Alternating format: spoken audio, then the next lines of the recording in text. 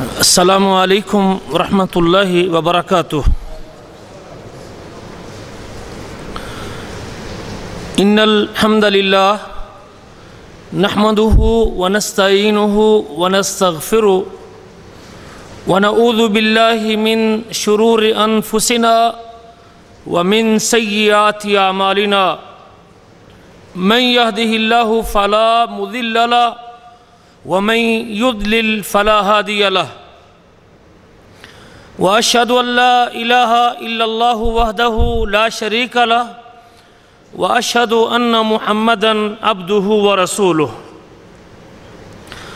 اللهم صل على محمد وعلى آل محمد كما صليت على إبراهيم وعلى آل إبراهيم إنك حميد مجيد اللهم بارك على محمد وعلى آل محمد كما باركت على إبراهيم وعلى آل إبراهيم إنك حميد مجيد رب اشرح لي صدري ويسر لي أمري واحلل عقدة من لساني يفقهوا قولي اللهم انفعنا بما علمتنا وعلمنا ما ينفعنا وزدنا علما ينفعنا اللهم أرنا الحق حقا وارزقنا اتباعه وأرنا الباطل باطلا وارزقنا اجتنابه أما بعد فأعوذ بالله من الشيطان الرجيم إنا عرضنا الأمانة على السماوات والأرض والجبال فأبين أن يحملنها وأشفقن منها وحملها الإنسان إنه كان ظلوما جهولا ليعذب الله المنافقين والمنافقات والمشركين والمشركات ويتوب الله على المؤمنين والمؤمنات وكان الله غفورا رحيما۔ گرامی قدر بھائیوں اور لائق احترام ساتھیوں،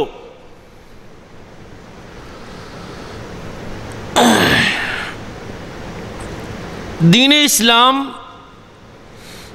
جو مجھے اور آپ کو اپنی ماں کی گود سے نصیب ہوا ہے،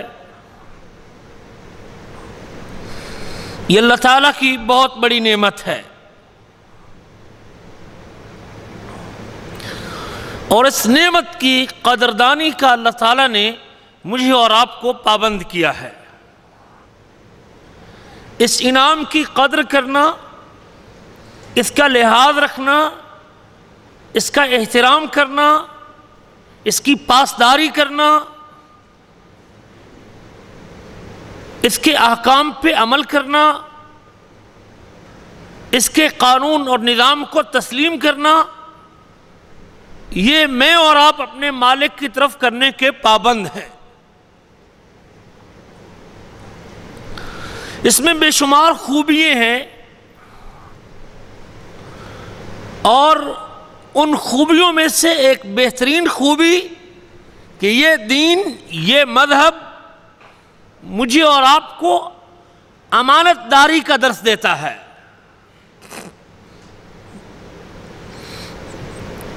امانت کا پیغام، امانت کا خیال رکھنے کی تعلیمات اس مذہب اور اس دین کے اندر موجود ہیں۔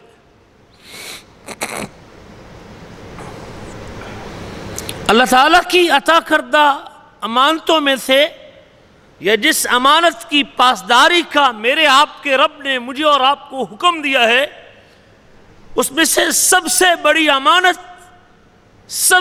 امانت وہ اللہ کا دین ہے، وہ اللہ کی شریعت ہے اور اللہ کا پیغام ہے۔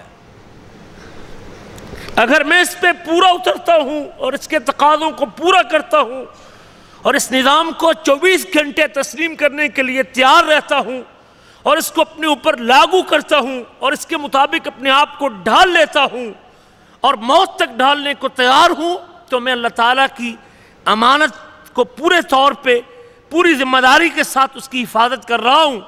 لیکن اگر میں اس کے احکام پہ، اس کے قانون پہ، اس کی شریعت پہ پابند نہیں ہوں، تو میں اللہ کی امانت کے اندر خیانت کر رہا ہوں۔ اللہ تعالیٰ کے احکام دو طرح کے ہیں، احکام کی ایک قسم قونی ہے اور ایک قسم شرعی ہے۔ قونی احکام یہ ہے کہ اللہ تعالیٰ اپنی مخلوق میں سے جسے چاہے اسے کن کہتا ہے اور وہ کرنے کو تیار ہو جاتی ہے۔ قونی حکم میں مخلوق کے پاس کوئی اختیار باقی نہیں رہتا۔ قونی حکم میں جو اللہ کن کہہ کے اپنی مخلوق کو آرڈر کرتا ہے، اس کام کے ہونے میں اور اس کے بجا لانے میں مخلوق کے پاس اختیار نہیں ہے اور مخلوق نے کرنا ہے۔ یہ احکام کی ایک قسم ہے۔ انسان اور جن کے علاوہ جتنی مخلوقات ہیں وہ اللہ تعالیٰ کے قونی حکم کی پابند ہے۔ آسمان ہے، زمین ہے، سورج ہے، چاند ہے، ہوا ہے، پانی ہے، درخت ہیں، چرند اور پرند ہیں۔ اس کائنات میں جتنی مخلوقات انسان اور جن کے علاوہ ہیں، اللہ تعالیٰ انہیں کن کہہ کے اپنا حکم کرتا ہے اور وہ پابند اس کی۔ احکام کی دوسری قسم جس میں اللہ تعالیٰ نے بندے کو اختیار دیا ہے اور بندے کو آپشن دیا ہے کہ اگر تو یہ کام کرے گا، یہ آرڈر تسلیم کرے گا، تیرے لیے جنت ہے، تیرے لیے باغات ہیں، تیرے لیے اجر ہے، تیرے لیے ثواب ہے، تیرے لیے بدلہ ہے، اور اگر تو یہ کام نہیں کرے گا تو پھر تیرے لیے سزا بھی ہے، عقاب بھی ہے، جہنم بھی ہے، اور تجھے سزا سے دوچار ہونا پڑے۔ احکام کی اس قسم کو شرعی احکام کہتے ہیں۔ انسان کونی بعض معاملات میں کونی احکام کا بھی پابند ہے، اور شرعی احکام کو تو اس نے خود اللہ تعالیٰ کے کہنے پہ قبول کیا ہے۔ پیدا ہونا، بیمار ہونا، صحت مند ہونا، تکلیف کا آ جانا، یہ سارے کے سارے کونی احکام ہیں، اللہ کی مرضی سے آتے ہیں، اللہ چاہتا ہے تو کر دیتا ہے، اس میں بندے کا اختیار نہیں۔ لیکن جو نظام اللہ نے اتارا ہے، جو کتاب اللہ نے اتاری ہے اور جو وحی اللہ نے اتاری ہے، یہ شرعی احکام کے زمرے میں آتی ہے۔ یہ بھی حکم کی ایک قسم ہے، لیکن انسان نے اس کو اپنی مرضی سے قبول کیا ہے۔ اللہ تعالیٰ فرماتے ہیں اپنی کتاب میں، اِنَّا عَرَضْنَا الْأَمَانَةَ عَلَى السَّمَاوَاتِ وَالْأَرْضِ، ہم نے امانت کو پیش کیا۔ اب اس سارے شرعی احکام کو اللہ نے امانت سے تعبیر کیا ہے۔ ایمان بھی، عقیدہ بھی، توحید بھی، فرائض بھی، واجبات بھی، ذمہ داریاں بھی، اوامر بھی، مناہی بھی، نواہی بھی، یہ ساری کی ساری چیزیں وہ شرعی احکام کے اندر آتی ہیں۔ اللہ تعالیٰ نے اپنے شرعی احکام کے نفاذ کے لیے اور اسے اختیار دیا ہے، مخلوقات کو بھی اختیار دیا اور انسان کو بھی اختیار دیا۔ اگر اس کی پابندی کرو گے تو جنت ہے، اور اگر پابندی نہیں کرو گے تو جہنم۔ اِنَّا عَرَضْنَا الْأَمَانَةَ عَلَى السَّمَاوَاتِ وَالْأَرْضِ، ہم نے امانت کو آسمانوں پہ اور زمین پہ پیش کیا اور پہاڑوں پہ پیش کیا۔ فَأَبَيْنَ أَن يَحْمِلْنَهَا وَأَشْفَقْنَ مِنْهَا، تو آسمان، زمین، پہاڑوں نے اس کو اٹھانے سے انکار کر دیا اور وہ اس سے ڈر گئے۔ انکار اس وجہ سے نہیں کیا کہ وہ نافرمانی کی وجہ سے کیا ہے، چونکہ اللہ تعالیٰ نے ان کو نافرمانی کے لیے آرڈر دیا ہی نہیں تھا۔ اللہ نے آپشن دیا تھا کہ اختیار کرنا چاہتے ہو تو کر لو، نہیں کرنا چاہتے تو۔ معصیت نہیں کی اللہ تعالیٰ کی، نافرمانی نہیں کی، لیکن اس اختیاری امور کو پہاڑوں، آسمانوں، زمین اور باقی مخلوقات نے صرف اس وجہ سے نہیں کیا کہ ہم شاید اس کے پابندی نہ کر سکیں اور ہم اپنے آپ کو جہنم کی آگ کے اندر کہیں جانے کا سبب نہ بن جائے۔ اپنی عجز پن کی وجہ سے اور اپنی عاجزی کی وجہ سے اور اللہ تعالیٰ کے احترام کی وجہ سے اور اس کے حکم کی تعظیم کی وجہ سے شاید ہم سے یہ تعظیم نہ ہو پائے اور ہم اس کے اوپر پورا نہ اتر سکیں، اس لیے اس کو لینے سے انکار کر ڈر گئے اس بات سے کہ معلوم نہیں کہ اس کے اوپر عمل پیرا ہوں کہ نو۔ وَحَمَلَهَا الْإِنسان، اور انسان نے اس کو قبول کر لیا، اٹھا لیا، انسان نے تسلیم کر لیا۔ انسان إِنَّهُ كَانَ ظَلُومًا جَهُولًا، بے شک یہ ظلم کرنے والا ہے اور ناداں ہے، جاہل ہے۔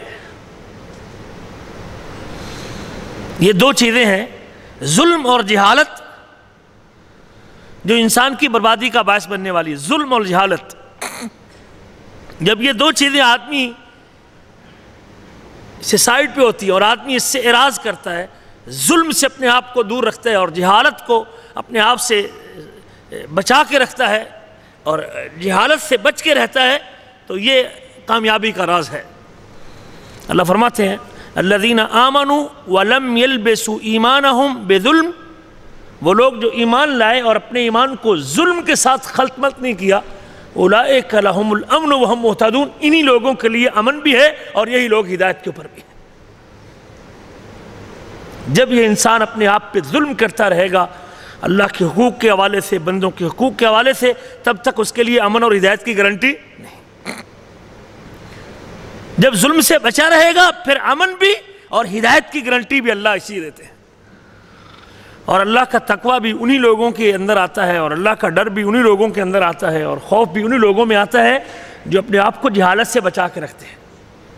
یہ جہالت اور ظلم ہے جس نے آج سب سے زیادہ انسان کو برباد کیا ہوا ہے۔ انما یخشی اللہ من عبادہ العلماء، اللہ تعالیٰ سے وہ لوگ ڈرتے ہیں اس کے بندوں میں سے جو علماء ہیں، جو علم رکھتے ہیں، جو جانتے ہیں، وہ اس کی خشیت رکھتے ہیں۔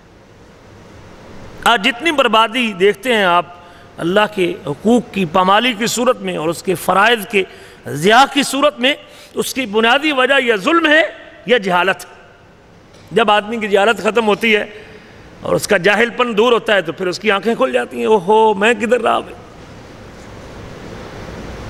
اور ظلم بھی آدمی یہ بھی جہالت کی وجہ سے کرتا ہے، اس کو پتہ ہی نہیں ہے کہ میں کتنا بڑا گناہ کر رہا ہوں اور کتنی بڑی نافرمانی کر رہا ہوں۔ جب علم آتا ہے تو پھر جہالت کی تاریکی چھٹتی جاتی ہے اور علم کا نور آتا جاتا ہے، راستے کھلتے جاتے ہیں اور انسان اپنے اللہ کے قریب ہوتا جاتا ہے۔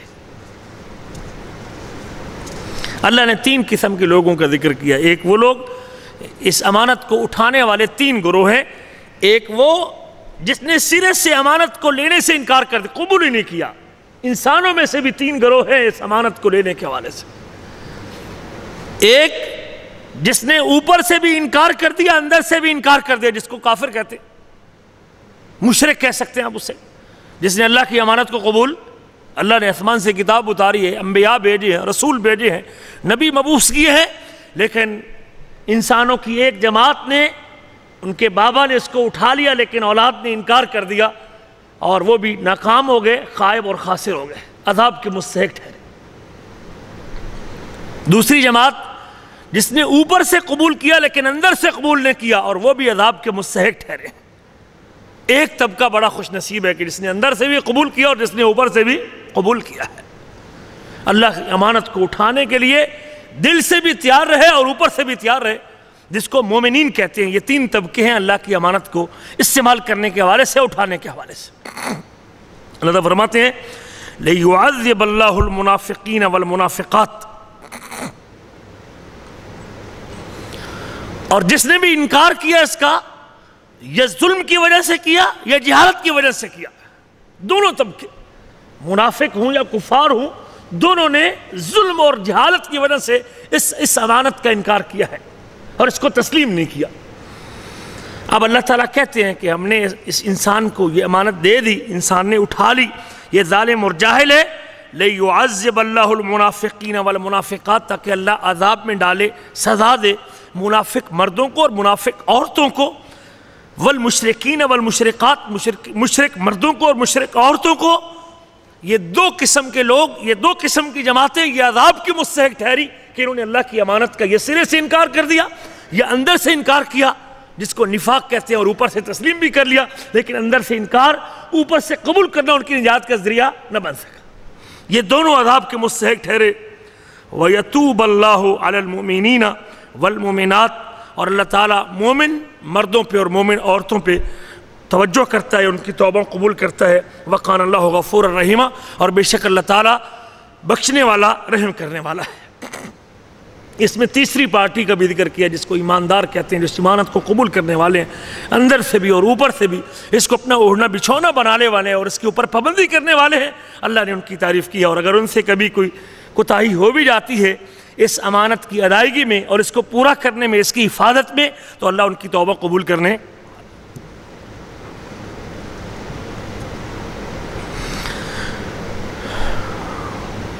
اللہ تعالیٰ اپنی کتاب میں حکم دیتے ہیں ان اللہ یأمرکم ان تؤدوا الامانات الی اہلہا، اللہ تعالیٰ تمہیں حکم دیتا ہے کہ تم امانتوں کو ان کے اہل کی طرف لوٹاؤ۔ وَإِذَا حَكَمْتُمْ بَيْنَ النَّاسِ أَن تَحْكُمُوا بِالْعَدْلِ، جب لوگوں کے درمیان فیصلہ کرو تو عدل کے ساتھ فیصلہ کرو۔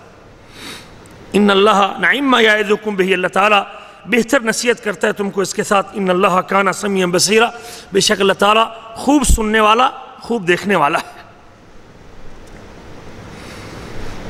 یہ دوسرا مقام ہے جس میں اللہ تعالیٰ اپنے بندوں کو امانتوں کو اس کے اہل کی طرف لوٹانے کا حکم دیتا ہے۔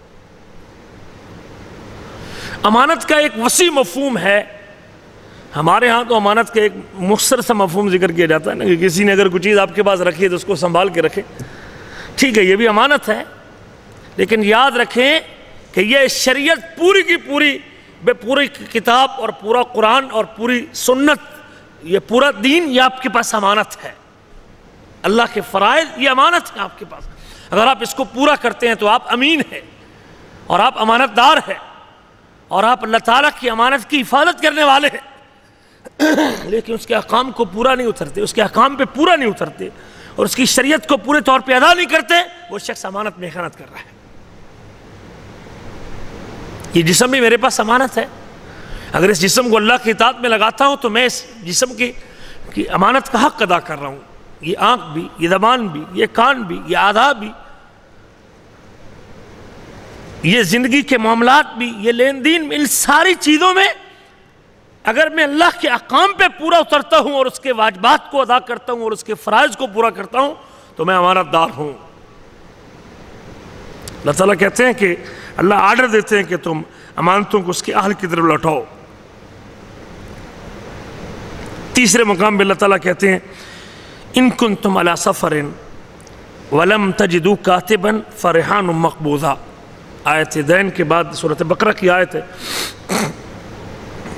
جب کسی سے معاملہ کرو تو اس کو لکھ لیا کرو، اور اگر تم سفر پہ ہو اور تمہارے پاس لکھنے کا کوئی ذریعہ موجود نہیں ہے، لکھنے والا موجود نہیں، یا لکھنے کے آلات موجود نہیں، تو پھر اس کے معاملے کا طریقہ یہ ان کنتم علی سفر، اگرچہ یہاں سفر کے ساتھ اس کو محدد کیا گیا ہے لیکن شریعت میں یہ طریقہ عام حالات میں حضر کے اندر بھی استعمال کیا جا سکتا ہے۔ سفر کی دلیل یہ آیت ہے اور حضر کی دلیل نبی کریم کا فرمان۔ اگر تم سفر میں ہو اور کاتب نہ پاؤ، فرحان مقبوضۃ، تو پھر آپ اپنا معاملہ کسی سے لین دین کا اگر کرتے ہیں، خرید و فروخت تک کرتے ہیں، تو آپ اپنی کوئی چیز اس کے پاس گروی رکھ دیجئے اور اس کے بدلے میں وہ آپ کو مال، پیسہ اور روپیہ آپ کو دے، تو پھر آپ کی ذمہ داری ہے یا تو اپنی چیز گروی رکھ کے آپ اس سے پیسے لے کے جا سکتے ہیں۔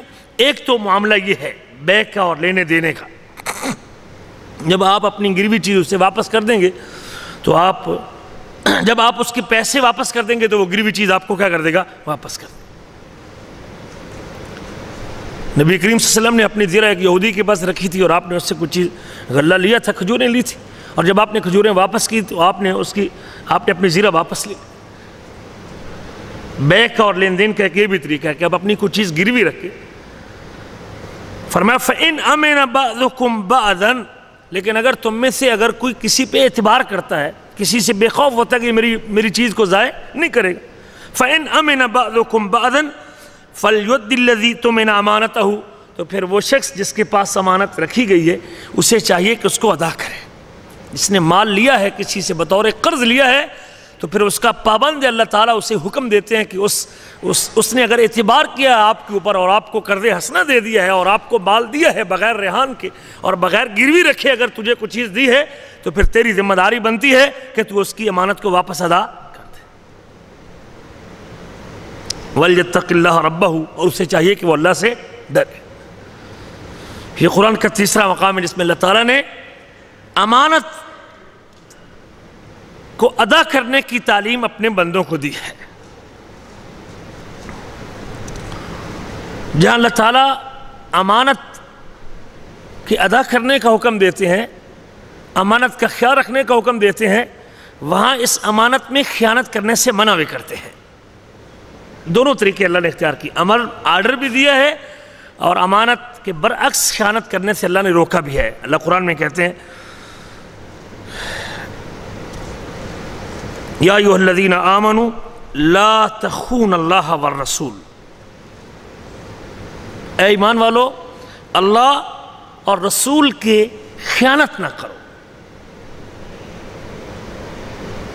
اللہ اور رسول کی خیانت، اس کے حقوق میں کوتاہی نہ کرو، اس کے اللہ کے حقوق میں اور رسول کے حقوق میں خیانت نہ برتو۔ جیسے اللہ نے تمہیں حکم دیا ہے تم اس کو پورا کرو، جس طرح رسول کریم کے حقوق کا تمہیں علم ہے تم اس کو ادا کرو۔ یہاں اس منع کی آیت میں، یا جس میں اللہ نے روکا ہے، رب ذوالجلال نے خیانت سے جب منع کیا ہے تو سب سے پہلے نمبر پہ اللہ نے اپنے حقوق کو رکھا ہے، اور دوسرے نمبر پہ اپنے پیغمبر کے حقوق کو رکھا ہے، اور تیسرے نمبر پہ وَتَخُونُوا أَمَانَاتِكُمْ، اور تم اپنی امانتوں میں بھی خیانت نہ کرو۔ یہ لین دین کی جو امانتیں ہیں اس کو اللہ نے تیسرے نمبر پہ رکھا ہے، لیکن سب سے پہلے نمبر پہ اللہ کے حقوق کا خیال رکھنا، ان کو صحیح طرح ادا کرنا، اور اللہ کے حقوق میں سے سب سے اول نمبر پہ اللہ کی توحید آتی ہے۔ ہم بعض کا سمجھتے نہیں ہیں، علم نہیں ہے، اللہ کی عبادت، اللہ کی توحید، اللہ کی ذات کے بارے علم، اللہ کے بارے میں انسان کا کنسیپٹ اور نظریہ ٹھیک ہونا، اللہ کی ذات کے بارے میں، اس کی صفات کے بارے میں، اس کے علم کے بارے میں۔ اگر میں جہالت کا شکار ہوں اور اس کی ذات میں شریک کرتا ہوں، اس کی صفات میں شریک کرتا ہوں، اس کی الوہیت میں شریک کرتا ہوں، اس کے احکام کو پامال کرتا ہوں، اس کے احکام کو کوئی وقت نہیں دیتا ہوں، اس کے اوامر کو کوئی حیثیت نہیں دیتا ہوں، اس کی منع کردہ چیزوں سے ڈرتا نہیں ہوں، تو میرا یہ اللہ کے حقوق کے حوالے سے ساری خیانت کے زمرے میں آئے گا۔ اللہ کہتے ہیں لا تخون اللہ ورسول، تم اللہ کی اور رسول کی خیانت نہ کرو۔ اور اس آیت کے پس منظر میں بھی آپ کو پتہ ہے کہ غزوہ بنی قریظہ کے موقع پہ نبی کریم صلی اللہ علیہ وسلم کے ایک صحابی جسے ابو لبابہ کہتے ہیں، اس نے ایک جنگی راز آؤٹ کر دیا تھا بنو قریظہ کے حوالے سے، جو نبی کریم نے فیصلہ کیا تھا، اس نے جا کے ان کو بتا دیا، اور جب اس کو احساس ہوا کہ میں نے بہت بڑی خیانت کی ہے، راز آؤٹ کر دیا، اللہ کا راز اور اللہ کے رسول کا راز آؤٹ کر دیا، مسلمانوں کے ساتھ خیانت، اللہ اور اللہ کے رسول کے حکم کو پامال کیا اس نے، اور پھر اپنے آپ کو حضرت ابو لبابہ نے مسجد کے ستون کے ساتھ باندھ لی اور کئی دنوں تک باندھے رکھا۔ پھر اللہ تعالیٰ نے یہ آیتیں اتاری، ان کی توبہ قبول ہوئی۔ جب پھر اللہ نے یہ آیتیں اتاری، یا ایھا الذین آمنوا، اے ایمان کا تقاضا یہ ہے کہ انسان امانت میں خیانت نہ کرے، یہ ایمان کے تقاضا ہے، ایمان کی ڈیمانڈ ہے۔ میرے اور آپ اگر ہم مومن ہیں، اپنے آپ کو اسلام پہ سمجھتے ہیں اور اپنے آپ کو مومن سمجھتے ہیں، تو مومن کبھی امانت میں خیانت نہیں کرتا، خواہ وہ رب کے حقوق کے حوالے سے ہو، اللہ کے حقوق کے حوالے سے ہو، رسول کے حقوق کے حوالے سے ہو، یا بندوں کے حقوق کے حوالے سے۔ اور اللہ نے تینوں معاملات میں خیانت کرنے سے روکا ہے اپنے مومن بندوں کو۔ یا ایھا الذین آمنوا لا تخونوا اللہ والرسول وتخونوا اماناتکم وانتم تعلمون، اور تم جانتے ہو، تم کو اگر علم ہے اور علم کے باوجود تم خیانت کرتے ہو، یہ ناقابل معافی۔ اور اسی لیے امانت میں خیانت کو نفاق کی صفات میں اللہ کے نبی نے شمار کیا ہے۔ ایمان وہاں سے اٹھ جائے گا، پھر نفاق آ جائے گا۔ اگر آدمی اللہ کے اس ایگریمنٹ کے اوپر پابند نہیں ہے اور اللہ کے احکام اور فرائض کے اوپر عمل کرنے کو تیار نہیں ہے، رسول کریم فرماتے ہیں آیت المنافق کے ثلاث، منافق کی تین نشانی۔ اذا حدث کذب، جب بات کرے تو جھوٹ بولے، وَإِذَا وَعَدَ أَخْلَفَ، اور جب وعدہ کرے تو خلاف ورزی کرے، وَإِذَا اؤْتُمِنَ خَانَ، اور جب اس کو امانت دی جائے تو امانت میں کیا کرے؟ اس سے آپ اندازہ لگا سکتے ہیں کہ اس امانت میں خیانت کا ایمان اور نفاق کے ساتھ کیسا تعلق ہے۔ اگر ہم امانت کا پابند ہے، اللہ کے احکام میں، واجبات میں، فرائض میں، ڈیوٹی میں، کام میں، معمولات میں، زبان کے استعمال میں، کان کے استعمال میں، لینے اور دینے میں، ہاتھ کے استعمال میں، اپنی زندگی کے سارے معمولات میں اگر وہ دیکھتا ہے کہ اس کو اللہ کی مرضی کے مطابق استعمال کر رہا ہوں، وہ شخص امین ہے اور وہ امانت دار ہے اور وہ کامیاب ہے، وہ مومن ہے۔ اور اگر وہ شخص وعدے میں، اس کی زبان کا استعمال بھی درست نہیں، وعدے کی پابندی بھی ٹھیک نہیں، اور اس کی امانت کے اندر بھی خیانت موجود ہے، رسول کریم نے ان اوصاف کو منافق کی علامت قرار دیا ہے۔ وہ شخص نفاق کا شیوا۔ اور نفاق کیا ہوتا ہے؟ جس کے اندر کفر اور اوپر ایمان ہو، اوپر سے تسلیم کرتے رہو اندر سے تسلیم. اس کو نفاق سے تعبیر کیا گیا ہے. اللہ تعالیٰ نے مومنین کے اوصاف میں سے ایک وصف، کامیاب لوگوں کے اوصاف میں سے ایک وصف جو اللہ تعالیٰ نے ان کی خوبیاں ذکر کی ہیں، 7 خوبیاں ہائی لائٹ کی ہیں اور نمایاں کی ہیں، اور جن کے اوپر اس کی کامیابی کا راز بھی ہے اور جس کو کامیابی کی علامت قرار دیا ہے، ان میں سے ایک یہ بھی خوبی ہے کہ وہ اپنی امانتوں کا خیال رکھتے ہیں. سورۃ مومنون میں اللہ فرماتے ہیں قد افلح المؤمنون الذین هم فی صلاتہم خاشعون. مومن کامیاب ہے. کون کامیاب ہے؟ صرف ایماندار، صرف کلمہ گو. فرمایا الذین هم فی صلاتہم خاشعون، جو اپنی نمازوں میں عاجزی اختیار کرتے ہیں، خشوع و خضوع سے نماز پڑھتے ہیں. والذین هم عن اللغو معرضون، اور لغو اور فضول باتوں سے اعراض کرنے والے ہیں، جو اپنے آپ کو پاک کرنے والے ہیں. ایک تفسیر کے مطابق اپنے نفسوں کو پاک کرنے والے ہیں یا اپنے مالوں کی زکوٰۃ دینے والے ہیں. والذین هم لفروجہم حافظون، اور اپنے شرمگاہوں کی حفاظت کرنے والے ہیں، سوائے اپنی بیویوں اور اپنی لونڈیوں کے وہ ملامت زدہ نہیں ہے. فمن ابتغى وراء ذلك فاولئک هم العادون، اور جو بیوی اور لونڈیوں کے علاوہ اپنی خواہش رانی کے لیے اور اپنی شہوت رانی کے لیے ایک اور راستہ استعمال کرے گا، وہ لوگ حد کو کراس کرنے والے ہیں. والذین هم لاماناتہم وعہدہم راعون، کامیابی کا راز اور کامیابی کی علامات میں سے ایک علامت یہ بھی ہے کہ وہ اپنے عہدوں کی بھی پابندی کرتے ہیں اور اپنے عہدوں کا بھی خیال کرتے ہیں اور اپنی امانتوں کو بھی ادا کرتے ہیں. والذین علی صلواتہم یحافظون، جو اپنی نمازوں کے اوپر پابند ہیں. اولئک هم الوارثون، رب ذوالجلال نے امانت کا خیال رکھنے والے لوگوں کو اور امانت کی پابندی کرنے والے لوگوں کو جنت کے وارث قرار دیا ہے. اولئک هم الوارثون، یہ لوگ وارث بننے والے. یرثون الذین یرثون الفردوس هم فی خالدون، جو فردوس کے وارث بننے والے ہیں. اور فردوس وہ مقام جنت کا جو سب سے اونچا بھی ہے اور سب سے افضل بھی ہے. یہ جنت کا وہ درمیانہ علاقہ ہے جس کے اوپر رحمان، جس میں اللہ کا عرش ہے، جس کی چھت اللہ کا عرش ہے. اللہ تعالیٰ نے یہ عظیم جنت کا سب سے عظیم مقام ان لوگوں کو عطا کیا ہے جن کی صفات میں سے ایک صفت یہ ہے کہ وہ اپنے عہد کے بھی پابند ہیں اور اپنی امانتوں کا بھی خیال رکھتے ہیں. نبی کریم کا ارشاد گرامی المسلم من سلم المسلمون من لسانہ ویدہ، مسلمان وہ ہے جس کے ہاتھ اور زبان سے دوسرا مسلمان محفوظ رہے. مسلمان وہ ہے جس کے ہاتھ اور زبان سے دوسرا مسلمان محفوظ رہے. والمؤمن من امنہ الناس علی دمائہم واموالہم، مومن وہ ہے جس کے ہاتھ سے لوگوں کے مال بھی محفوظ رہیں، جس کے لوگوں کے خون بھی محفوظ رہے. لوگوں کا مال بھی محفوظ رہے اور لوگوں کے خون بھی محفوظ رہے. قتل نہ کرے، نہ حق قتل نہ کرے، ظلم نہ کرے. کسی کا مال لیا ہے تو اس کو مال واپس کر دے.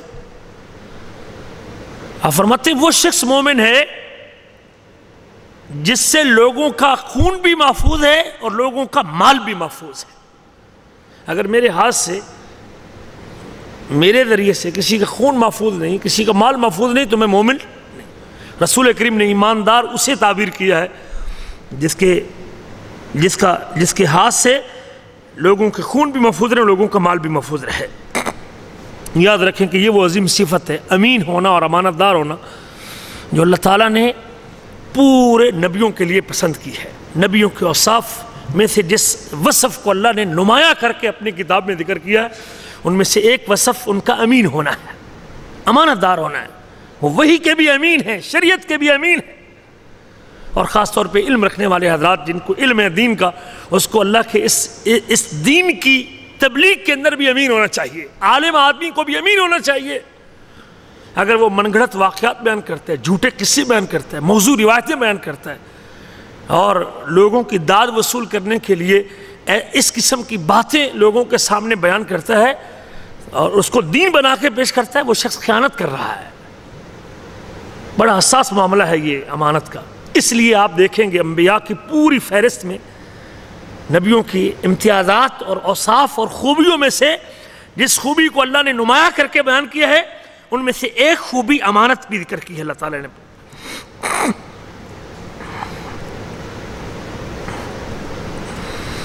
حضرت یوسف علیہ السلام کے بارے میں جیل میں تھے، بے گناہ تھے، اور پھر جب ان کے جیل کے ساتھی نے بادشاہ کو بتایا کہ میں آپ کو تعبیر بتا کے دیتا ہوں، مجھے جانتا ہوں اس آدمی کو جو خوابوں کی تعبیر جانتا ہے، حضرت یوسف علیہ السلام کے پاس گئے، تعبیر بتا دی، تعبیر پیش کی، بادشاہ کو بتا دی، تو انہوں نے کہا کہ جاؤ اس بندے کو بلاؤ، قال الملک ائتونی بہ، جاؤ اس آدمی کو لے کے آؤ۔ لیکن جب وہ بادشاہ کا نمائندہ حضرت یوسف علیہ السلام کے پاس گیا تو وہ کہنے لگے جاؤ اس سے کہو کہ اسے یہ بتا دو، اس سے پوچھئے کہ وہ عورتیں جنہوں نے اپنے ہاتھ کاٹے تھے اس کا کیا معاملہ ہے۔ ایک مفسر نے بڑی اچھی بات کہی، کہتے ہیں حسن اور خوبصورتی بندے کو جیل میں لے گئی اور علم آدمی کو جیل سے باہر لے کے آئی۔ خوبصورتی ازمائش کا باعث بن گئی، اور علم خواب کی تعبیر جیل سے باہر لے کے آتی ہے۔ حضرت یوسف علیہ السلام کہنا چاہتے تھے کہ اس کو یاد کراؤ، اور یہ بھی کہ اگر میرے اوپر جو الزام لگا ہے، ایک نبی کے اوپر یہ الزام درست نہیں، کم از کم مجھے نکلنے سے پہلے اپنے آپ کو پاک اور اپنی پاک دامنی تو پیش کرنی چاہیے تاکہ پتہ تو چل جائے۔ ایسے نبی کریم فرماتے ہیں کہ یوسف علیہ السلام تو اتنی دیر جیل میں رہنے کے بعد انہوں نے انکار کر دیا کہ جب تک مجھے کلیئر نہیں کرتے تب تک میں جیل سے نکلنے کو تیار، اور اگر شاید میں ہوتا تو میں نکل آتا۔ یوسف کی خوبیوں میں سے آپ نے خوبی ذکر کی، لیکن اس کے باوجود وہ جیل سے نکلے نہیں کہ پہلے میرا معاملہ تو کلیئر کیجئے۔ اور جب اس نے تحقیق کی اور معاملہ پوچھا اپنی بیوی سے، بیوی نے اعتراف کر لیا کہ میری غلطی ہے اور وہ پاک ہے اور وہ صدیقین میں سے، تو پھر اللہ فرماتے ہیں ذَلِكَ لِيَعْلَمَ أَنِّي لَمْ أَخُنْهُ بِالْغَيْبِ، یہ اس لیے اس مقولے کے دو قائل مفسرین نے ذکر کیا۔ تو یوسف علیہ السلام نے جیل میں جب پتہ چلا ان کو کہ میں نے اس لیے اس ایلچی کو اور اس ساتھی کو واپس بھیجا ہے کہ جب بادشاہ کو یاد کروا کہ اس مجرم کو تو نے کس جرم کی پاداش میں رکھا ہوا ہے، تاکہ وہ جان لے کہ میں نے اس کی عدم موجودگی میں خیانت نہیں کی۔ یہ پھر اس خاتون کا مقولہ بھی کہا مفسرین نے کہ تاکہ جان لے کہ بات تو اب کھل چکی ہے، اور میں اب بات واضح طور پہ بتا دیتی ہوں کہ میں نے اس نوجوان کو لبھایا تھا، لیکن میں نے اس سے آگے کوئی خیانت نہیں کی تھی، یہ غلطی اتنی سی میری تھی، لیکن اس سے بڑھ کر میں نے تیری عدم موجودگی میں کوئی خیانت نہیں کی۔ ذَلِكَ لِيَعْلَمَ أَنِّي لَمْ أَخُنْهُ بِالْغَيْبِ وَأَنَّ اللَّهَ لَا يَهْدِي كَيْدَ الْخَائِنِينَ، اور اللہ تعالیٰ جو خیانت کرنے والے لوگ ہیں ان کو ہدایت۔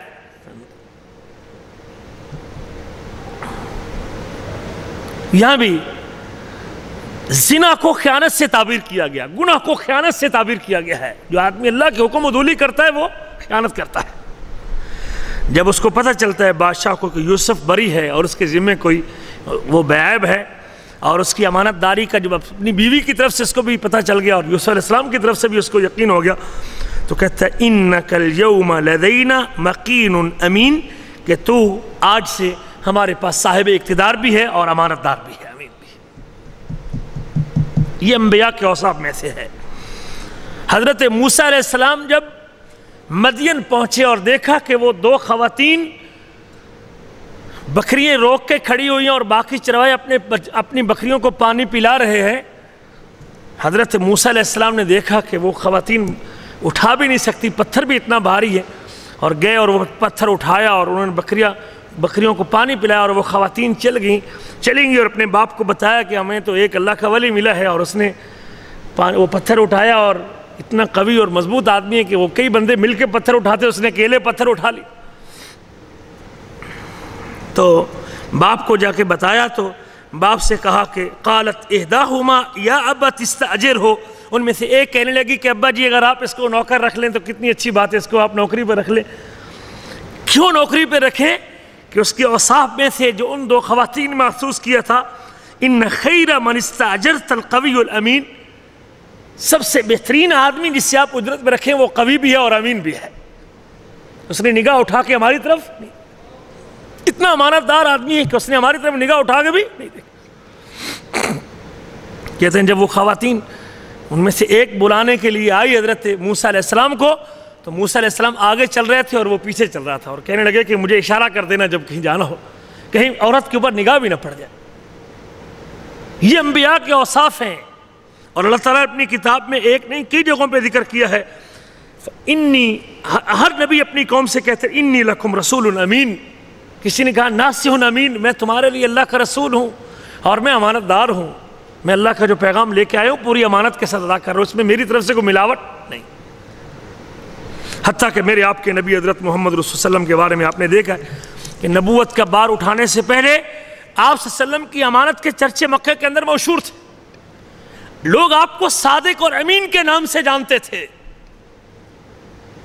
سب سے عظیم مخلوق ہے، پوری انسانی مخلوق میں سے سب سے افضل گروہ اور برگزیدہ جماعت انبیاء کی ہے، اور ان کے اوصاف میں سے سب سے عظیم خوبی یہ ہے کہ وہ امانت دار ہے۔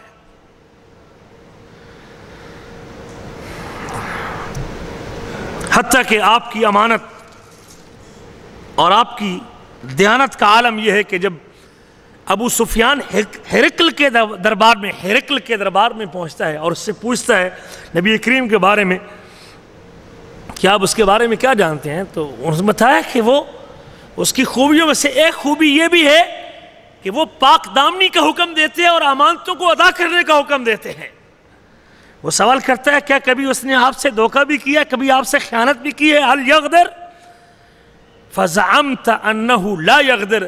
ہرقل کہتا ہے کہ تو نے یہ کہا ہے میں نے پوچھا کہ کبھی اس نے خیانت کی، کبھی دھوکہ کیا آپ سے، اور آپ نے جواب دیا کہ اس نے کبھی دھوکہ نہیں کیا۔ وَكَذَلِكَ الرُّسُلُ لَا تَغْدِرُ، رسول اسی طرح ہوتے ہیں، نبی اسی طرح ہوتے ہیں کہ وہ امین ہوتے ہیں، کبھی دھوکہ نہیں کرتے۔ حتیٰ کہ یہ آپ کی امانت داری کا نتیجہ ہے کہ آپ نے جب حضرت خدیجہ کا مال لیا اور مال لے کے اب شام کی طرف روانہ ہوئے اور مال کو پوری امانت داری کے ساتھ جو منافع ملا آ کے بتا دیا، حضرت خدیجہ آپ کی امانت داری کو دیکھ کے آپ سے نکاح کرنے کے لیے کیا ہو گئی؟ تیار۔ یہ امانت کا فائدہ ہے، دینداری کا فائدہ ہے۔ آدمی تھوڑی منفعت کے لیے اپنے ایمان کو خراب کر لیتے ہیں، معمولی لالچ کے لیے اپنے ایمان کو برباد کر بیٹھتا ہے، لیکن اگر وہ اپنے اللہ کا حکم سمجھتے ہوئے اور حرام سے بچتے ہوئے، جب وہ اللہ کے احکام کے اوپر پورا اترتے ہوئے اس مال کو اپنے لیے حرام سمجھتا ہے جو خیانت کے طریقے سے آتا ہے، تو اللہ تعالیٰ اس کو ایسے طریقے سے مال دیتا ہے کہ اس کے وہم و گمان میں بھی نہیں۔ آپ نے امانت سے مال استعمال کیا، حضرت خدیجہ کا سارا مال اللہ نبی کریم کے قدموں میں ڈھیر کر دیا۔ یہ امانت کا نتیجہ ہے۔ خاص طور پہ میرے وہ احباب جو دکانوں پہ ہیں، کیشیئر ہیں اور گلوں پہ ہیں، ذمہ داری پہ ہیں، ان کو اس حوالے سے خیال رکھنا چاہیے کہ مجھے امین ہونا چاہیے۔ یہ نیک لوگوں کا شیوا ہے۔ رسول کریم صلی اللہ علیہ وسلم نے آخری لمحات تک اپنے اس وصف کے اوپر قائم رہے۔ جب مکہ فتح ہوا اور مکہ فتح ہونے کے بعد نبی کریم نے حضرت عثمان بن طلحہ سے جب چابی لی بیت اللہ کی اور بیت اللہ میں داخل ہوئے اور دیکھا کہ ابراہیم علیہ السلام کا بت اور باقی بت وہ گرائے اور توڑے، اور بتوں کو توڑنے کے بعد حضرت عثمان بن طلحہ نے چابی شرط پہ دی تھی کہ یہ اللہ کی امانت ہے آپ کے پاس۔ حالانکہ چابی لینے کے بعد حضرت عباس بھی کہہ رہے تھے کہ چابی میرے حوالے کر دیجئے، حضرت علی بھی کہہ رہے تھے چابی ہمارے حوالے کر دیجئے، لوگوں کو پانی پلانا اور بیت اللہ کی جو تولیت کی ذمہ داری ہم اٹھائیں گے۔ لیکن جب آپ باہر تشریف لائے اور آپ نے لوگوں کو جمع کیا اور آپ نے حضرت عثمان بن طلحہ کو بلایا اور فرمایا کہ یہ چونکہ اللہ کی امانت، آپ نے کہا یہ امانت ہے اللہ کی جو میں نے آپ کو دی ہے، تو رسول کریم صلی اللہ علیہ وسلم نے حضرت عثمان بن طلحہ کو بلا کے چابی انہی کو واپس کر دی ہے۔ اللہ فرماتے ہیں، اور یہ آیت بھی آپ پڑھ رہے تھے قرآن مجید کی، ان اللہ یامرکم ان تعدوا الامانات الی اہلہا، اللہ تم کو حکم دیتا ہے کہ تم امانتوں کو ان کے اہل کی طرف لوٹا دو۔ میرے آپ کے نبی جب ہجرت کے سفر میں مکہ سے نکلنے کے لیے، لوگ آپ کو نبی نہیں مانتے تھے لیکن امانتیں آپ کے پاس رکھتے تھے، لوگ آپ کو نبی نہیں مانتے تھے لیکن سچا اور صادق آپ کو کہتے تھے۔ آپ نے کہا تھا کوہ صفا پہ چڑھ کے اگر میں یہ کہوں کہ اس پہاڑ کے پیچھے سے ایک لشکر آنے والا ہے اور تم پر حملہ آور ہونے والا ہے، کیا تم مجھے سچا کہو گے جھوٹا کہو گے؟ مکے کے سارے مشرک جو آپ کو پیغمبر ماننے کو تیار نہیں تھے کہنے لگے کہ اگر آپ ہمیں لشکر کی دھمکی دیجئے اور یہ بتائیں کہ ادھر سے ایک لشکر آ کے حملہ آور ہونے والا ہے، ہم آپ کو سچا کہیں گے جھوٹا نہیں۔ جب آپ نے یہ بات منوا لی تو پھر آپ نے بولا قولوا لا الہ الا اللہ، پھر کہہ دو لا الہ الا اللہ، لیکن آپ کی یہ بات ماننے کو تیار،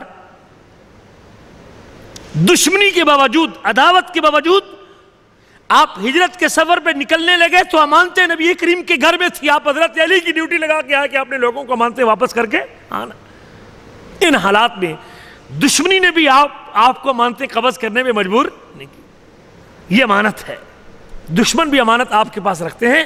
اور آپ صلی اللہ علیہ وسلم جب وہاں سے نکلنے لگے تو امانتوں کی ادائیگی کے حوالے سے باقاعدہ ذمہ داری لگا کے آیا کہ تم نے ان امانتوں کو واپس کرنا. میرے عزیزو، یہ امانت یہ ایمان کا حصہ ہے. میرے آپ کے نبی لوگوں سے جب خطبہ دیتے تھے اکثر خطبات میں رسول کریم کے جملے ہوا کرتے تھے کہ لا ایمان لمن لا امانت لہ. جس بندے کی امانت نہیں اس کا ایمان نہیں ہے. جو امانت سے خالی ہے وہ ایمان سے خالی. جس کے دامن سے امانت رخصت ہو چکی ہے وہ سمجھ لے کہ ایمان رخصت ہو چکا ہے. رسول کریم نے امانت کو ایمان کے تقاضوں میں سے تعبیر کیا. وَلَا دِينَ لِمَنْ لَا عَهْدَ لَهُ. اور جس بندے کا عہد نہیں ہے، جو اپنے ایگریمنٹ کے اوپر پورا نہیں اترتا، جو وعدہ اس نے کیا اس کے اوپر پورا نہیں اترتا، اس کا دین نہیں ہے. رسول کریم کا ارشاد گرامی حضرت عبداللہ بن عمر بن عاص اس کو روایت کرتے اربع اذا كن فيك فلا عليك ما فاتك من الدنيا.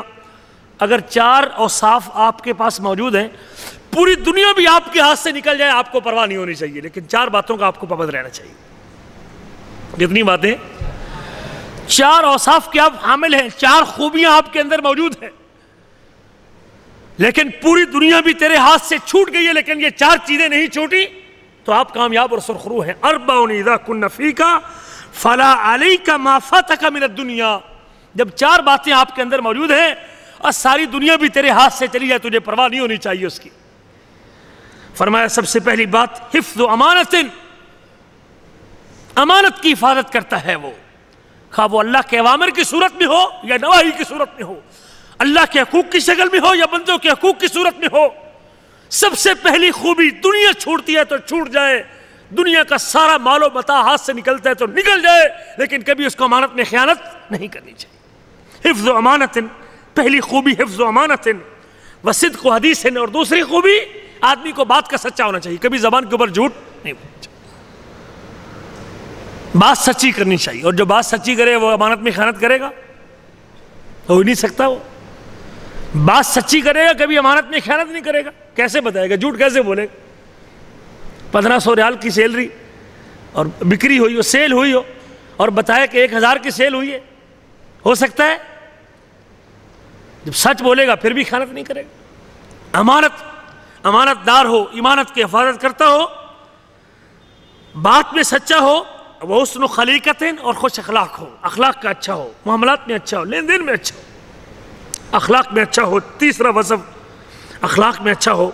وَعِفَّةٌ فِي طُعْمَةٍ، کھاتا حلال ہو، حرام نہ کھاتا ہو. کھانا کس کا ہو؟ حلال کا. زبان پہ منہ میں لقمہ لے جانے سے پہلے یہ سوچ لے کہ حلال کا ہے یا حرام کا ہے. جیب میں پیسہ ڈالنے سے پہلے سوچ لے حلال کا ہے یا حرام کا ہے. میرے آپ کے حبیب فرماتے ہیں جس بندے میں یہ 4 خوبیاں موجود ہیں، اگر پوری دنیا چھوٹتی ہے چھوٹ جائے، اس کو داؤ پہ لگا دے، پرواہ نہ کرے، لیکن کبھی امانت میں خیانت نہ کرے، کبھی جھوٹ نہ بولے، اور کبھی اپنے آپ کو، اپنے معاملے کو برا نہ کرے، بد اخلاقی نہ کرے لوگوں کے ساتھ. اور چوتھی بات، کبھی حرام نہ کھائے. یہ 4 باتیں جس بندے کے اندر موجود ہے وہ بندہ کامیاب اور سرخرو ہے. رسول کریم کی وصیتوں میں سے آخری وصیت جو آپ صلی اللہ علیہ وسلم نے کی تھی، آخری وصیت میرے آپ کے نبی نے جو کی تھی، آخری وصیت اللہ کے رسول صلی اللہ علیہ وسلم کی، فرمایا من کانت عنده امانۃ فلیؤدیھا. آخری پیغام. ہم تو خاص طور پہ جب کوئی بندہ دنیا سے جانے لگتا ہے، اپنا باپ ہو یا ماں ہو، عزیز ہو، استاد ہو، ہم اس کے آخری جملوں کو بڑا یاد رکھتے ہیں کہ یار میری امی نے، میرے ابو نے آخری لمحات میں جو اس کے آخری جملے تھے یہ تھے، میں جیسے بھی ہوگا اس کو اوپر پورا اتروں گا، میں اپنی ماں اور باپ کی خواہش کو پورا کروں. میرے آپ کے نبی کی بھی آخری وصیتوں میں سے ایک وصیت یہ بھی تھی، من کانت عنده امانۃ فلیؤدیھا الی من ائتمنہ. جس کے پاس امانت ہے اسے چاہیے کہ وہ جس نے امانت رکھی اس کو واپس کر کے جائے. آپ چھٹی جا رہے ہیں، آپ نے کسی کا قرض دینا ہے، آپ کو چاہیے کہ اس کو نوٹ کر کے رکھیں، اس کو اپنی کاپی میں اور اپنے کسی رجسٹر میں اس کو نوٹ کر کے رکھیں، اپنے موبائل میں نوٹ کر کے رکھیں. آپ کے گھر والوں کو پتہ ہونا چاہیے کہ میں نے کس آدمی کتنا کچھ دینا ہے. جس کے پاس امانت ہو اسے چاہیے کہ اس کو سپرد کرے اس آدمی کے جس نے اس کے پاس امانت رکھی ہے، اور اپنے دونوں ہاتھوں کو پھیلایا اور ہاتھ پھیلا کے فرمایا الا هل بلغت الا هل بلغت الا هل بلغت. رب ذوالجلال کو اس جملے کے اوپر گواہ بنایا کہ اللہ گواہ ہے نا کہ میں نے اس بات کو پہنچا دیا اور پہنچا دیا. اور پھر آپ نے فرمایا کہ جس نے میری بات کو سن لیا ہے اسے چاہیے کہ وہ باقی لوگوں تک بھی اس کو پہنچا دے. نبی کریم کا ارشاد گرامی ہے، آپ فرماتے ہیں اول ما تفتقدون من دینکم الامانہ. تمہارے دین میں سے سب سے پہلی چیز جو اٹھے گی اور ختم ہوگی وہ کیا ہوگی؟ وہ امانت. سب سے پہلی چیز جس کے اوپر جس کا خاتمہ ہو جائے گا، نکلے گی دین سے، ختم ہو جائے گی، وہ امانت ہو. اول ما یرفع من الناس الامانہ وآخر ما یبقى من دینہم الصلاۃ. سب سے پہلے جو ختم ہوگی وہ امانت ختم ہوگی، اور سب سے آخر میں جو چیز بچے گی وہ نماز بچے گی. اور کتنے ایسے نماز پڑھنے والے ہیں جس کا اللہ کے ہاں کوئی اجر و ثواب نہیں، کوئی حصہ نہیں. نبی کریم فرماتے ہیں ادِ الامانۃ الی من ائتمنک. جس بندے نے تیرے پاس امانت رکھی اس کی امانت کو ادا کیجئے. آپ کا یہ بھی فرمان ہے کہ وَلَا تَخُنْ مَنْ خَانَكَ. جس بندے نے تیرے سے خیانت کی اس کی خیانت نہ کیجیے. اور بڑے لوگ مسئلہ پوچھتے ہیں جی میرا کفیل مجھ کو پوری تنخواہ نہیں دیتا تو کیا میں ڈنڈی مار لوں؟ مجھے میرے پورے حقوق نہیں دیتا، میرا داؤ لگا ہوا ہے تو میں اس کے ساتھ گڑبڑ کر لوں؟ اللہ کے رسول نے منع کیا ہے ادِ الامانۃ الی من ائتمنک. جس نے تجھے امین بنایا اس کی امانت کو واپس کر دو. وَلَا تَخُنْ مَنْ خَانَكَ. جس نے تجھ سے خیانت کی تو اس سے خیانت نہ کر. اس نے خیانت کر کے اپنی عاقبت کو برباد کیا ہے، لیکن تجھ کو خیانت کر کے اپنی عاقبت کو برباد نہیں کرنا چاہیے.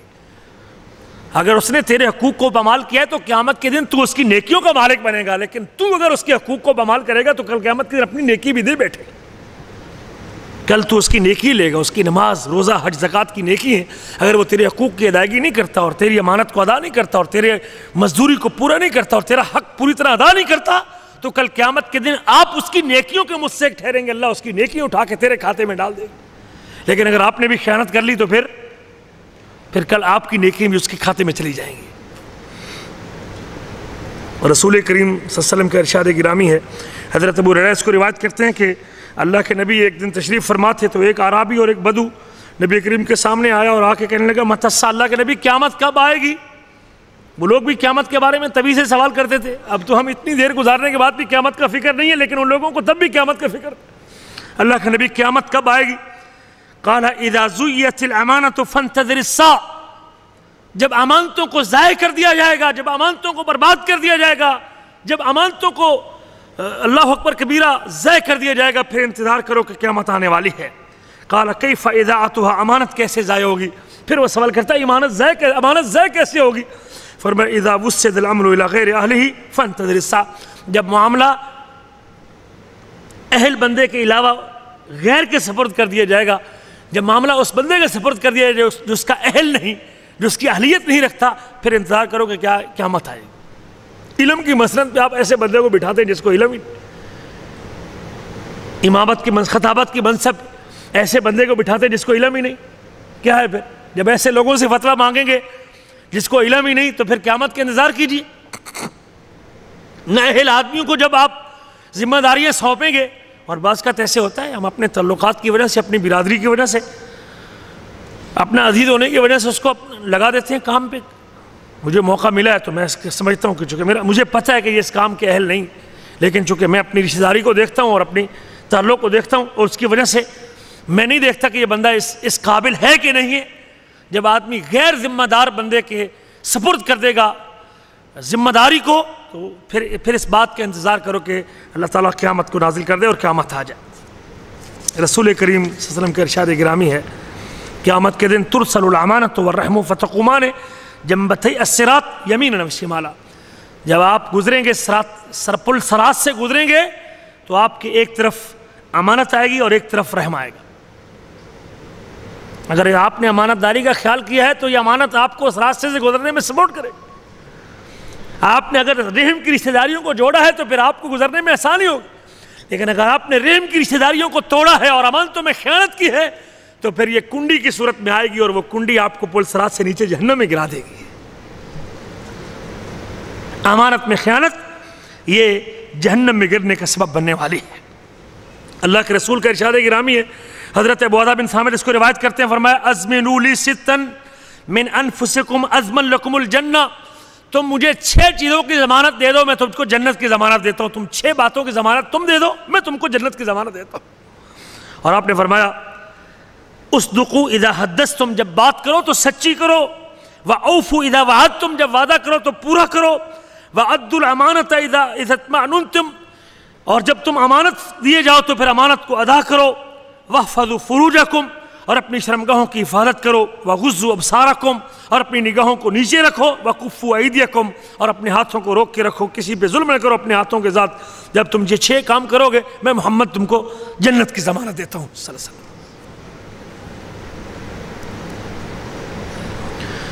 میرے آپ کے نبی کے ارشاد گرامی ہے، طبرانی کی روایت ہے، علامہ البانی نے اسے صحیح کہا ہے، خمس من جاء بہن ما ایمان دخل الجنہ، 5 باتیں اور 5 اوصاف جس آدمی میں اور وہ ایمان کے ساتھ آئے گا، ان 5 باتوں کو لے کے وہ جنت میں داخل ہوگا. من حافظ علی الصلوات الخمس علی وضوئہن ورکوعہن وسجودہن ومواقیتہن، جو آدمی 5 نمازوں کی حفاظت کرے گا، پابندی کرے گا. امانت ہے نا، یہ بھی امانت ہے کہ نہیں؟ یہ بھی امانت. جو آدمی 5 نمازوں کے وضو پہ بھی، رکوع پہ بھی، سجود پہ بھی اور ٹائم پہ بھی، وقت پہ بھی پابندی کرے گا، وقت پہ ادا کرے گا، وضو صحیح کرے گا، رکوع صحیح کرے گا، سجدے صحیح کرے گا، اور رمضان کی روزے بھی رکھے گا، بیت اللہ کا حج بھی کرے گا اگر طاقت رکھتا ہے، اور مال کی زکوٰۃ بھی دے گا اور خوشی سے دے گا، اور امانت کو ادا کرے گا، اور امانت کو ادا کرے گا.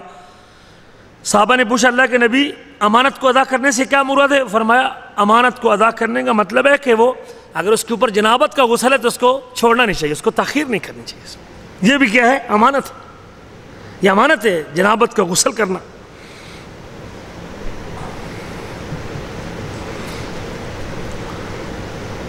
رسول کریم کا ارشاد گرامی ہے، اللہ کے نبی صلی اللہ علیہ وسلم نے امانت کی ادائیگی کے لیے ترغیب دلاتے ہوئے، جہاں آپ نے امانت کے اوپر ترغیب دلائی وہاں آپ نے خیانت سے بھی منع کیا ہے. وہ لوگ، بلکہ آپ صلی اللہ علیہ وسلم نے فرمایا ہے کہ قیامت کے وقوع کی نشانیوں میں سے ایک نشانی یہ ہوگی کہ لوگوں کے دلوں سے امانت اٹھا لی جائے گی. لمبی حدیث حضرت حذیفہ رضی اللہ تعالیٰ عنہ کہ اللہ کے نبی صلی اللہ علیہ وسلم نے مجھ کو 2 حدیثیں بیان کی تھی، اللہ کے رسول نے مجھ کو 2 حدیثیں بیان کی تھی، اور ایک حدیث کی تطبیق تو میں نے دیکھ لی، اس کے اوپر ہو چکا ہے عمل اور لوگوں کو میں نے دیکھ لیا ہے، اور دوسری کا میں انتظار کر رہا ہوں. اور پھر بیان کیا اللہ کے رسول صلی اللہ علیہ وسلم نے، ان الامانۃ نزلت فی جذر قلوب الرجال، اللہ تعالیٰ نے امانت کو لوگوں کے دلوں کے اندر رکھا ہے، لوگوں کے دلوں کی جڑ میں رکھا ہے. ثم نزل القرآن، پھر قرآن نازل ہوا. یہ انسان کی فطرت میں امانت، انسان کی طبیعت اور مزاج کے اندر اللہ نے رکھا ہے. یہ انسان کے اوصاف اور اس کی خلقی عادات میں سے ہے، یہ خلقی عادات میں سے ہے.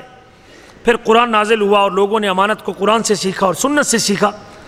پھر نبی کریم صلی اللہ علیہ وسلم نے امانت کی اٹھ جانے کا تذکرہ کیا اور بیان کیا. فرمایا آدمی سوئے گا اور آرام کرے گا، رات کو سوئے گا اور صبح اٹھے گا تو اس کے دل سے امانت ختم ہوگی. صبح اٹھے گا تو اس کے دل سے امانت ختم ہو جائے گی، حتیٰ کہ اس کا معمولی سا نشان باقی رہے گا.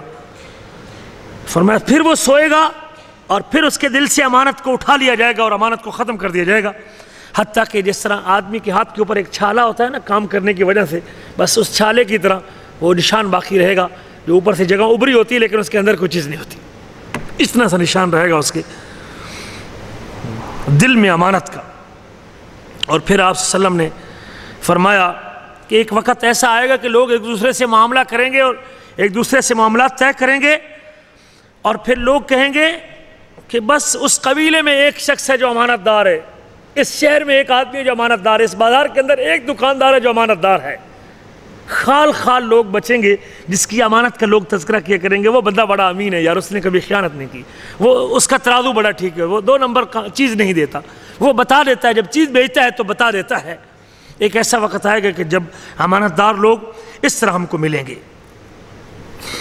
تو میرے عزیزو، جو لوگ اس کی اہمیت کو جانتے تھے یقیناً وہ اس کے پابند بھی تھے، وہ اپنے اعضاء کو بھی، اپنے معاملات کو بھی، اپنی عادات کو بھی اور اپنی زندگی کے ہر شعبے میں کوشش کرتے تھے کہ وہ اللہ تعالیٰ کی اس امانت کو ادا کرتے رہیں اور اس کو پورا کرتے رہیں۔ امام بخاری رحمہ اللہ نے سے بخاری میں بنی اسرائیل کا ایک واقعہ ذکر کیا ہے کہ ایک شخص کسی آدمی سے قرض لیتا ہے، اور قرض لینے کے بعد وہ پوچھتا ہے کہ اس کے اوپر کوئی گواہ؟ کہتے ہیں اللہ تعالیٰ گواہ ہے اس کے اوپر۔ پھر وہ سوال کرتا ہے اس کا کوئی ضامن؟ کہتا ہے اللہ تعالیٰ اس کا ضامن ہے۔ مال لے کے چلا گیا سمندری سفر پہ، اور جب اپنے علاقے میں چلا گیا اور اس کی جب قرض کی مدت واپس آئی تو وہ شخص اپنے گاؤں سے نکلا اور وہ سمندر کے کنارے پہ آ کے کھڑا ہو گیا کہ مجھے کشتی کوئی ملے گی تو میں اس بھائی کو جا کے قرض دے دوں گا۔ لیکن کئی دن انتظار کرتا رہا لیکن اس کو کشتی نہ ملی۔ آخر کار اس نے کہا، ترکیب سوچی کہ اس نے ایک ڈنڈا لیا اور چھڑی لی، اور اس چھڑی میں کھود کے جو درہم اور دینار تھے وہ دینار اس چھڑی کے اندر پرو دیے، اور پرونے کے بعد اس چھڑی کو سمندر کے اندر پھینک دیا کہ اللہ تو ہی ضامن ہے، میں نے تجھے گواہ بنایا تھا اور تجھے ضامن بنایا تھا، اور تیری ضمانت میں اس کو تیرے سپرد کرتا ہوں۔ اور وہ شخص بھی ادھر اپنا مال لینے کے لیے دریا کے کنارے پہ آتا، اور کہ اس بھائی نے آنا ہے، میرا مال لے کے آنا ہے، اور اس کا وعدہ بھی آ چکا ہے۔ کہتا ہے جب وہ شام کو مایوس ہو کے واپس پلٹنے لگا تو اس نے دیکھا کہ چلو اور کوئی چیز نہیں، تو ایک چھڑی آ رہی تھی، وہ چھڑی اس نے کہا چلو اس کو جلائیں گے، گھر جا کے ایندھن کے طور پہ استعمال کریں گے۔ وہ چھڑی اٹھائی اور چھڑی لے کے گھر چلا گیا۔ وہاں جا کے اس کو جب توڑا تو پھر وہ سکوں کی جھنکار اور وہ سارے سکے جو اس میں پروئے ہوئے تھے اور اس میں ڈالے ہوئے تھے وہ سارے نیچے گر گئے، اور اس میں ایک خط بھی نکلا کہ میں نے تو اسے مال لیا تھا، اور یہ مال اور یہ دینار اور یہ میں تیرے واپس کر رہا ہوں۔ میں کئی دن سے وہاں کھڑا تھا لیکن مجھے کشتی نہیں ملی، میں نے اللہ کو ضامن بنایا تھا اور میں نے سمندر کے حوالے کر دی تھی یہ امانت، اور میں نے سمندر میں پھینک دیا تھا، تو یہ تو اپنی امانت وصول کر لینا۔ اس کو پھر احساس ہوا کہ وہ اس بندے نے مجھے بھیج دی ہے۔ اب یہ شخص دوبارہ پھر جب اس کو سواری ملی تو پھر اپنا وہی مقدار، اتنی مقدار میں 100 دینار تھا یا 1000 دینار تھا، وہ لے کے دوبارہ پھر سوار ہوا کشتی پر۔ اسے کہتا ہے کہ میں نے تو اسے قرض لیا تھا اور وہ قرض تجھے دینے کے لیے میری مجبوری تھی اور میرا عذر تھا کہ مجھے سواری نہیں ملی اور میں قرض دینے کے لیے آیا ہوں۔ کہتے تو نے بھیجے نہیں، تو نے پیسے پہلے بھیجے نہیں، تو نے خط نہیں لکھا؟ کہنے لگا بھائی مجھے تو میں نے کوشش کی آپ کے پاس آنے کے اوپر نہیں آ سکا۔ آگے سے کہتا ہے کہ تیرا وہ قرض اللہ تعالیٰ نے ادا کر دیا ہے، یہ تو جس کے اوپر ضامن اللہ کو بنایا تھا اور جس کے اوپر گواہ اللہ کو بنایا تھا، مالک الملک نے تیرا وہ قرض ادا کر دیا۔ یہ ہے جب بندے کی نیت ہوتی ہے، نبی کریم فرماتے ہیں جب بندے کی نیت ہوتی ہے امانت ادا کرنے کی اور قرض ادا کرنے کی، اللہ تعالیٰ اس کا قرض ادا کر دیتے ہیں، اور جب بندے کی نیت میں یہ ہو کہ میں نے ادا نہیں کرنا تو پھر اللہ تعالیٰ اس کے مال کو تلف کر لیتے ہیں اور اس کو توفیق ہی نہیں ملتی اس کو ادا کرنے کی۔ امین لوگوں کی عجیب اللہ عجیب قصے اور واقعات ہیں۔ عبداللہ بن مبارک رحمہ اللہ کے والد گرامی، ایک مبارک بن، سبحان اللہ نام ان کے باپ کا نام ذہن سے اتر گیا، مبارک کے بارے میں آتا ہے کہ وہ کسی باغ میں نوکری کرتے تھے، ترکی آدمی کا باغ تھا اور اس کے اندر نوکر تھے۔ تو ایک دن مالک نے کہا کہ مبارک یہ جوس تو پلاؤ ذرا، انار کا باغ تھا یا، تو کہتے ہیں ایک جوس کا گلاس بنایا تو وہ بھی کھٹا، دوسرا بنایا تو وہ بھی کھٹا، تیسرا بنایا تو وہ بھی کھٹا۔ کہنے لگا یار تو باغ کا مالی ہے اور اتنی دیر سے باغ میں گوڈی کرتا ہے اور تجھے پتہ نہیں کہ کھٹا پھل کون سا ہے اور میٹھا کون سا ہے۔ وہ آگے سے کہتے ہیں کہ تو نے مجھے باغ کی خدمت کے لیے رکھا تھا، باغ کی حفاظت کے لیے رکھا تھا، باغ کو چکھنے کے لیے رکھا تھا، میں نے آج تک تیرے باغ کا ایک پھل اور ایک انار کھا کے نہیں دیکھا۔ کہتے ہیں اتنا دیندار شخص جس نے باغ کا آج پھل، باغ میں رہتے ہوئے باغ کی گوڈی کرتے ہوئے کبھی پھل کھا کے نہیں دیکھا۔ بیٹی جوان تھی اور بیٹی کی شادی کرنی تھی، اس کی اس دیانتداری کی وجہ سے اس کو وہاں سے باغ کے اس خدمت سے اٹھا کے اور باغ کے مالی پن سے اٹھا کے اس کو اپنے وزراء میں شامل کر لیتا ہے، اپنا مشیر بنا لیتا ہے، اور بیوی سے کہتا ہے کہ ہم نے بیٹی کی شادی کرنی ہے اور مجھے تو اس سے بڑا دیندار بندہ کوئی نظر نہیں آتا۔ کہتے ہیں 3 معیار ہے لوگوں کے ہاں شادی کرنے کا، یہودی جب بھی کرے گا تو مال دیکھ کے کرے گا، عیسائی کرے گا تو حسن دیکھ کے کرے گا، مسلمان کرے گا تو دین دیکھ کے کرے گا، اور یہی نبی کریم کا فرمان ہے۔ عورت 4 وجوہات کی بنا پہ نکاح کیا جاتا ہے عورت سے، یا حسن کی وجہ سے، یا سب نسب کی وجہ سے، یا پھر مال کی وجہ سے، یا دین کی وجہ سے۔ فظفر بذات الدین، اگر تجھ کو دیندار ملتی ہے تو اس کے اصول میں آپ کامیابی حاصل کی۔ تو بیوی کہنے لگی کہ اس سے بڑا دیندار اور کون مل سکتا ہے، اپنی بیٹی کا نکاح اس سے کر دیتے ہیں۔ جب بندہ اللہ کی رضا کے لیے امانت میں خیانت نہیں کرتا اور حرام سے بچتا ہے تو پھر مالک الملک پورے باغ کا مالک بھی اسے بنا دیتے ہیں۔ پورے باغ کا مالک اللہ نے اسے بادشاہ کے نے باغ بھی بیٹی کا نکاح بھی کر دیا اور باغ کا مالک بھی بنا دیا۔ اس لیے اگر حلال طریقے سے اور امانت داری کے ساتھ اگر میں مال کماتا ہوں اور زندگی گزارتا ہوں تو یہ ایک کامیاب زندگی ہے۔